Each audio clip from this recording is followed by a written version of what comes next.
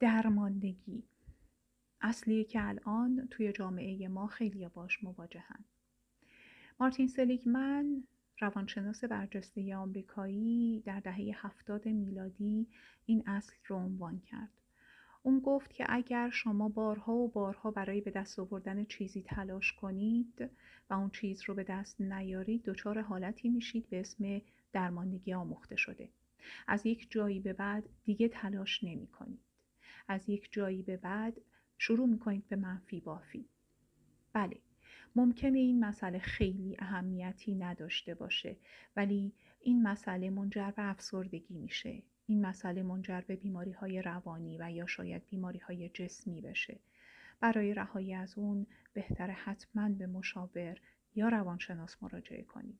این مسئله خیلی مهمه، چون ممکنه بعدها دچار بیماری‌هایی بشید که رهایی از اونها خیلی سخت‌تر باشه.